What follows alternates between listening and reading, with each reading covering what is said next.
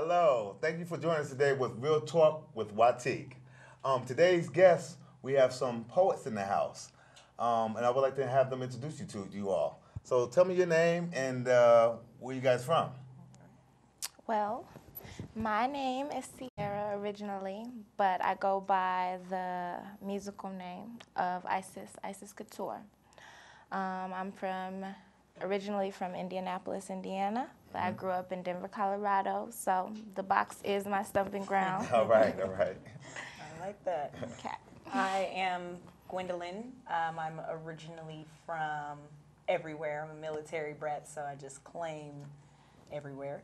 I go by Teknique, which is Teknique. Had to separate it, kind of make it a little different, change it up on people. So. Okay, okay. So tell me how long you guys been doing poetry. Well, I kind of started doing poetry when I was, elementary school. I've kind of always had like a knack for creativity. So I always knew like that I wanted to do something creative. But more so, I'm into lyricism. I am a lyricist, a femc. But yes, poetry is something I like to do in my free time. Okay. And you? I started poetry when I was about 13. I went into the Aurora Mall and bought a poetry book that totally changed my life. And ever since then, after I put that book down, I picked a pen up, have not put it down since. So it's deep. It's deep. So what inspired you two young ladies to do poetry? I kind of just that knack for creativity. It just kind of was always there. I needed a way to express myself, to kind of get my ideas out, because I would have sometimes built-in frustrations or built-in things that I needed the world to know, or even just to release. It was a way to release. So. I definitely agree with that. I mean, it's an outlet. It really is. It's an amazing outlet. I believe behind every artist there's a genius, and there's also a little bit of insanity that you just need to get out. And if I did not have that outlet, I'd probably go crazy. But I mean, I was originally inspired. I don't know if you're familiar with the poet Saul Williams. I've heard of them, yes. Amazing Yes, poet. yes. I picked up the Dead MC Scrolls. It's the Lost Teachings of Hip Hop, and that book changed my life. So I was like, I want to be the female version of him. So do you ladies remember your first poem you ever written? Or poetry writing that you ever written? Yeah. Ooh. Do you? I don't necessarily remember the title of it, but I remember like along the lines. It was when I was younger, I had an infatuation with fashion. And so I still do, but I'm really leaning towards music right now. But I remember talking about naming all the designers like alphabetically. Oh, that's awesome. Funny. That is awesome. Mine, I don't really remember anything about it as far as like the content or like she said, the title. I couldn't tell you. I do remember the feelings behind it. That I'll never forget what inspired me to write, and a lot of it when I was younger and writing poetry, it was more based off of feeling. And now I just can write about anything. Like I've tailored my craft to the point I can talk about anything. Yeah, I wrote a poem a long time ago. I tried to dibble and dabble in that field a little bit, but I was no good. So I said I'll just leave it to creative people, let you guys handle that. So this poem, when was your first audience experience? Where was it at, and how was that feeling to get in front of people to do your poetry? I can tell you my most memorable one, which was last year. It was at Twisted Olive. I remember getting up there because I haven't really put my stuff out to people. I mean, I've performed like rap and stuff like that, but poetry is different because you're in like a different mode. Like it's more intimate. So I kind of felt, I was like shaking. I was like, oh God. But I feel more comfortable in my own skin now, so. Okay. Yeah. The first venue I ever performed at was actually the Casbah. When they were doing, I can't remember what the name of the venue was then, but yeah, I mean, since then, I mean, I still, get the shakes. Yeah. I still, my voice cracks. I'm like, but it's one of those things that it's always going to be there, that kind of apprehension. But you just have to be confident enough in what you're saying, and people will feel you. There's somebody in the audience that's going to feel you. Yeah, I remember going to Casbah and to the Twisted Island, but I was going clubbing. He came after the poetry, because the poetry ended at 10. Yeah. Poetry went on. I said, I didn't want to hear poetry. I wasn't, poetry is always a great thing, but I never got into it really to understand it, because it has some really deep meanings behind it. And some of the people's stories that you hear are very inspiring, and especially when they have these serious topics and things that they talk about. And also, I'm pretty sure that there's some humor behind poetry as well. So people have funny skit poetry that rhymes and things of that nature. So with that being said, what are some of you guys' future goals, and where you plan on taking your poetry to, and where can we see you in the future, places and things of that nature? Well, my current project is self-building. I've been traveling a lot, trying to get my stuff out there, trying to get discovered and known, because the ultimate goal is to become a legend.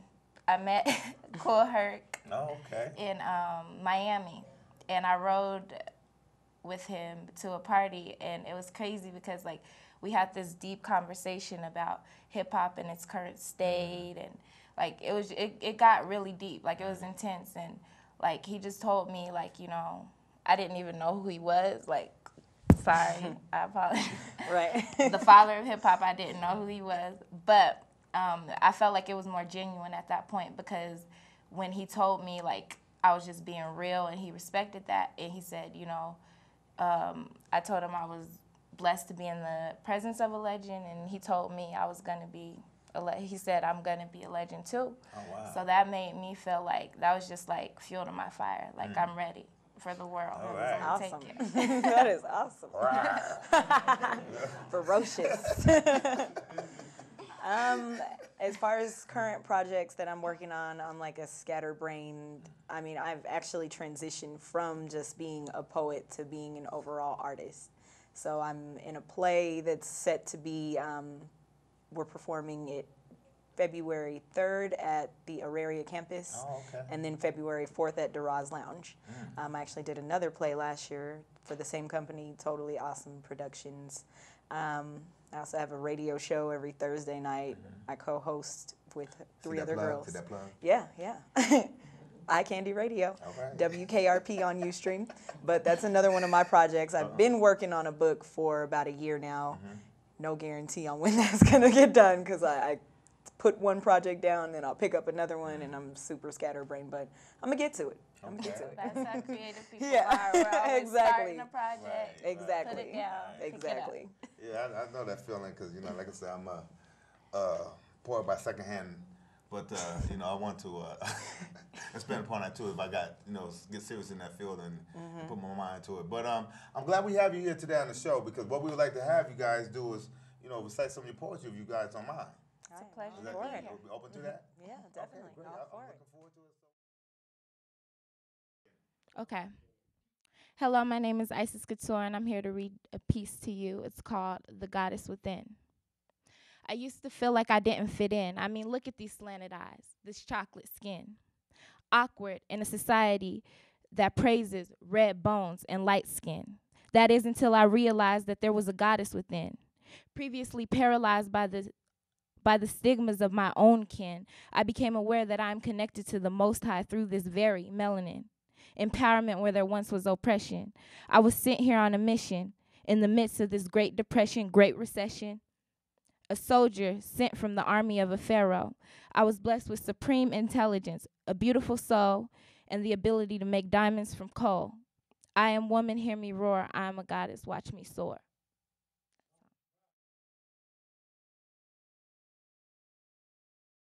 What's up, everybody? As it was stated before, my name is Teknique, and I'm going to be doing a couple pieces for you. Actually, I'm going to do 3 for good measure. I'll start out with one called Synthesize Me.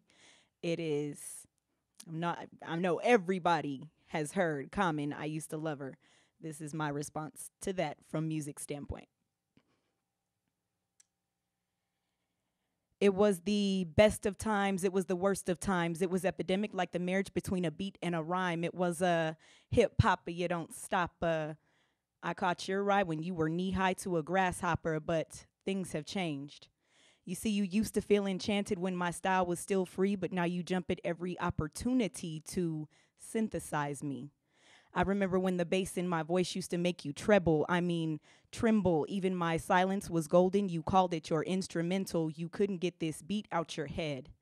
So instead, you learned how to create break beats in battle. Speaker systems would overload, reverberate, and make trunks rattle. But then again, that was when our love was new. Losing myself was just one of many sacrifices made, all for the love of you. You who cannot take me as I am, unintruded jazz fusion. You'd much rather concern yourself with ways in which you can televise my revolution. You claim to know my ins and outs, and yet you can't even see my devastation, and how it breaks my heart to see you nod your head to elementary lyrics and misplaced syncopation. You glorify amateur rappers who boast about hoes, cars, clothes, and cheese, knowing damn well they're the main ones standing outside the club handing out copies of their CDs for free. Me, the unchained melody, indefinitely, spun in reverse to a broken heart's beat, because the only time I truly feel complete is when you play me on repeat. But you don't, leaving me to feel useless, unable to recall the last time I actually felt acoustic. But I'ma keep on keeping on in the hopes that you quit sleeping on these gifts that I beseech upon you. I am music, synthesized, chopped and screwed, unacoustic, used.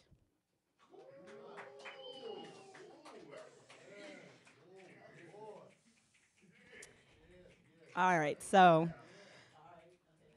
the next piece that I'm gonna perform for y'all is I wrote it kind of trying to be on my little semi-conscious tip, just taking a look at what's going on as far as the war, and I'm like, we got a war at home that needs to be focused on first. So this is called Terrorists Abroad. One moment, I gotta get it to change. The city never sleeps and neither does the hood. The lifestyle wouldn't allow them to sleep a wink if they could. Our communities lack heroes. Our native sons are out there with loaded guns, killing each other over colors, oblivious to the crippling history that since slavery has made them all blood brothers.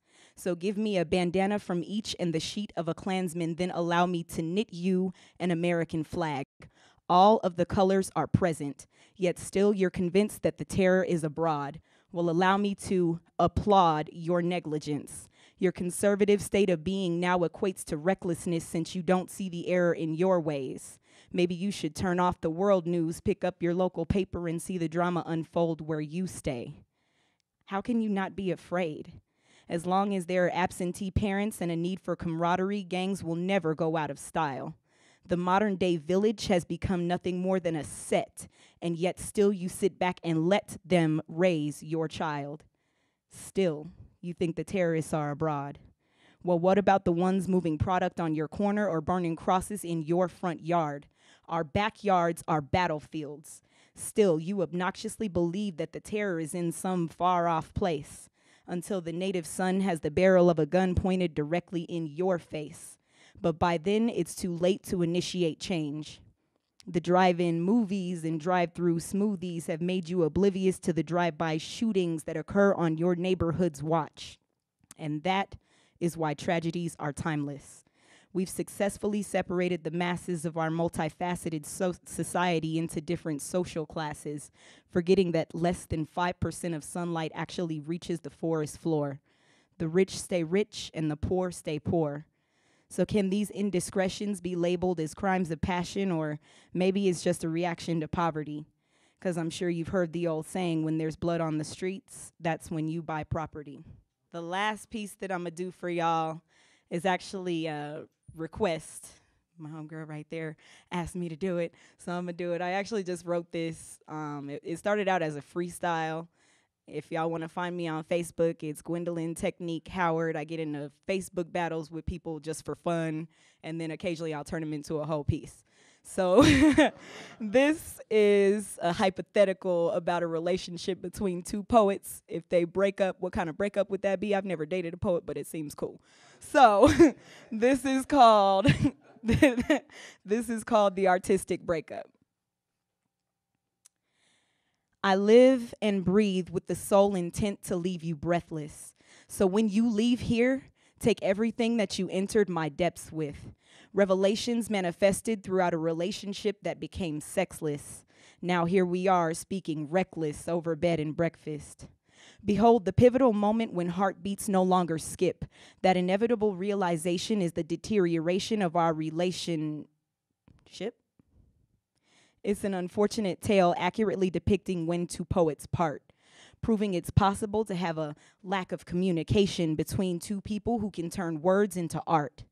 This breakup is too artistic. One person's despair went unnoticed, the other's soul went unfed.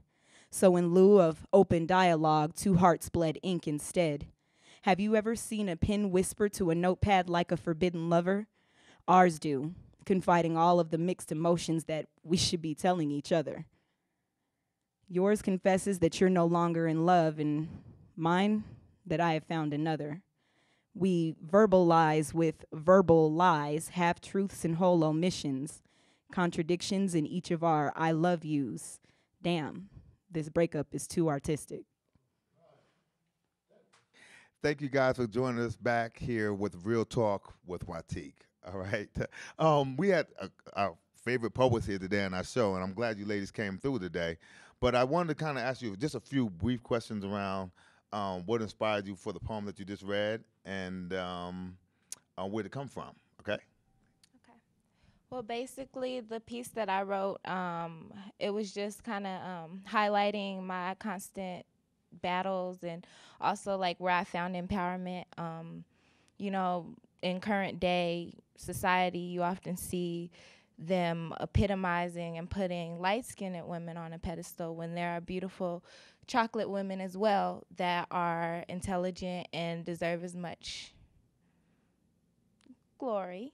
And I intend to do that with my music. I intend to put a new face, a new role model to the face, I guess. So yeah, that's what my piece was about. Okay, so the first one that I did, Synthesize Me, is pretty much just my view on hip hop in the current state that it, well, actually that poem's a few years old, but at the time I kind of felt like there was a deterioration in hip hop. And I wanted to express, it's not hip hop's fault, it's not the music's fault, it's the way that we are taking it. The second piece about terrorists abroad, I just felt like that's something that needs to be addressed. I mean, we're always talking about what's going on over here, but we got battles in our own backyards, And then the third piece was just totally hypothetical. I think I should date a poet and kind of see if it actually is like that. But I don't want to get my heart broken by a poet. They'll write about me, and then that's not okay. Well, we definitely appreciate it. Now, thank you, ladies, for coming on the show today. Today was our poetry showcasing, and we thank you all for viewing in and checking us out. We have a lot more things coming your way, a lot of great topics and things like that we want to cover, dealing with the community and society in the whole, and relationships and things of that nature. So we want to thank you with Real Talk with Watik, and we'll see you soon. The rain in Spain flows mainly in the plain because poetry outreigns. Thank you.